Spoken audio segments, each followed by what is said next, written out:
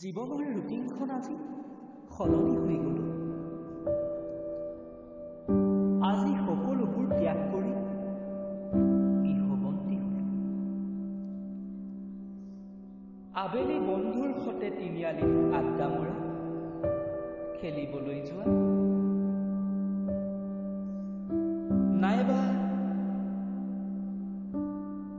কৰবালৈ যাত্ৰা কৰা, আজি সকলোবোৰ বন্ধ।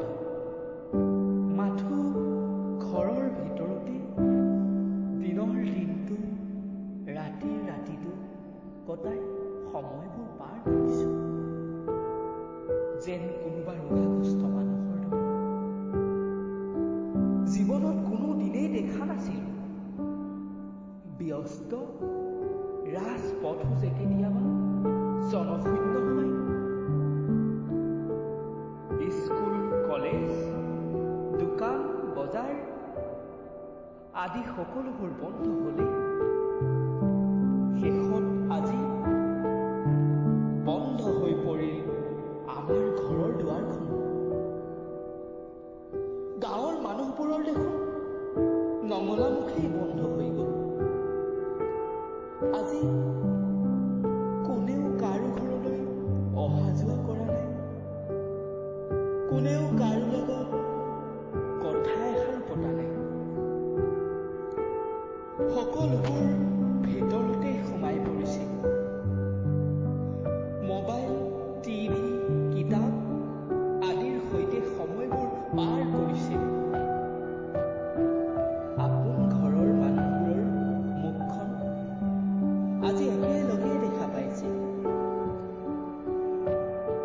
দিনৰ দিনটো খেল ধেমালি কৰি ভাগৰ নলগা সেই কণমানি শিশুটো আজি চোন মাক দেউতাকৰ শাসনত পিঞ্জৰাবদ্ধ জন্তুৰ দৰে দিন কটাইছে।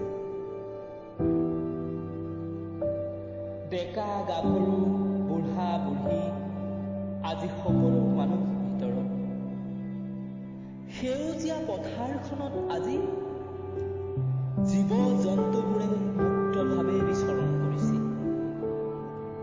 মানুহৰ নাই তাত কোনো বাধা। সিহঁতো আজি হয়তো আনন্দিত, কিয়নো সিহঁতৰো আজি বহুতৰ সৈতে মুখামুখি হোৱাৰ সৌভাগ্য হৈছে। সেই দিনবোৰৰ কথা জীৱনৰ বাটত সোণালী আখৰেৰে জিলিকি ৰ'ব।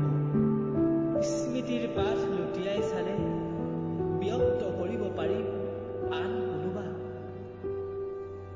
গায়কে গানেই গাব আৰু কবিয়ে কবিতাই লিখিব, নাট্যকাৰে নাটকেই সৃষ্টি কৰিব। আমি ঘটিয়াম বাটিয়ামবোৰে চাম, শুনিম আৰু হয় হয় বুলি সলাই দিম। কেতিয়াও নাপাহৰো 22 মাৰ্চ 2020 দেওবাৰৰ সেই দিনটোৰ কথা, জনতাৰ ঠায়ে ঠায়ে সেই দিনটোৰ কথা।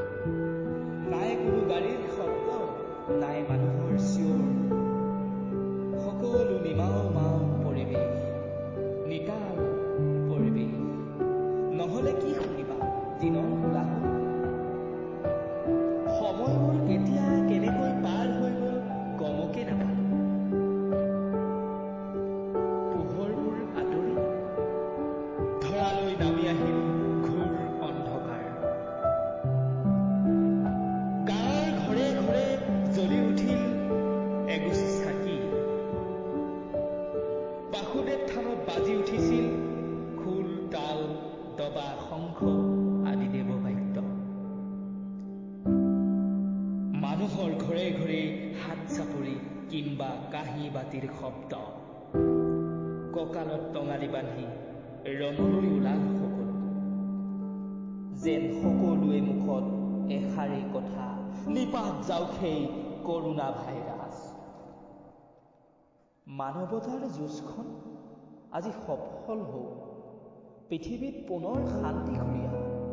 সকলো সজাগ সচেতন হওক। সকলোৱে মাথো এটাই আশা, সকলোৱে মাথো এটাই প্ৰাৰ্থনা, নিপাত যাওক সেই মহামাৰী কৰোণা ভাইৰাছ।